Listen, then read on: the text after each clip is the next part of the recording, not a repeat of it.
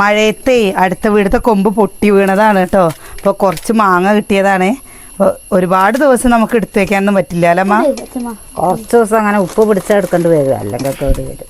ഇല്ലെങ്കിൽ നമുക്ക് ഉപ്പ് തിരുമ്പിയിട്ട് നമുക്ക് വെയിഞ്ഞ മാങ്ങയല്ലേ, നോക്കാത്തല്ലോ. ആരൊക്കെ ചെയ്യണത് ഇതെന്താണെന്നറിയോ, കുട്ടികൾക്ക് ഇനി ക്ലാസ്സിക്കൊക്കെ പോകുമ്പോഴേ ചോറിൻ്റെ കൂടെയൊക്കെ കൊടുത്തുവിടും ചെയ്യാലോ. ചെറിയ കുഞ്ഞ് കണ്ണിമാങ്ങ നമ്മൾ ഉപ്പിലിട്ട് വെച്ചിട്ടുണ്ട്.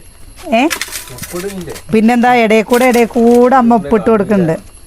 ഇനി ഇത് കൂടെ നമ്മളില്ലേ കുറച്ച് പച്ചമുളകും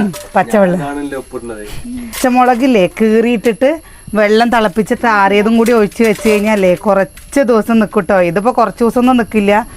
തിളപ്പിച്ചാറിയ വെള്ളം ഒഴിക്കണം. അതാ വെള്ളം അടുപ്പത്ത് വെച്ചിട്ടേ ഉള്ളൂ കേട്ടോ. അപ്പം ഇത് ഉണക്കി സൂക്ഷിക്കാൻ പറ്റും. പക്ഷെ നമുക്ക് മഴ പെയ്തും കൊണ്ട് ഒന്നും വിശ്വസിച്ചിട്ട് ചെയ്യാൻ പറ്റില്ല. പെരുമഴയില്ലായിരുന്നു, തോരാത്ത മഴയായിരുന്നു, നല്ല മഴയായിരുന്നു കേട്ടോ. ഇതാക്കണ്ടില്ലേ. ഇനി ഇതിൽ കുറച്ച് നമ്മൾ തിളപ്പിച്ചാറിയ വെള്ളം കുറച്ച് പച്ചമുളകും കൂടി കീറിയിട്ട് കഴിഞ്ഞ് വെച്ചാലേ എരിവും പുളിപ്പും ഉപ്പൊക്കെ പിടിച്ചിട്ട് നല്ല ടേസ്റ്റ് ആയിരിക്കും. ഇപ്പം തന്നെ തിന്നാൻ നോക്കണ്ട കേട്ടാ.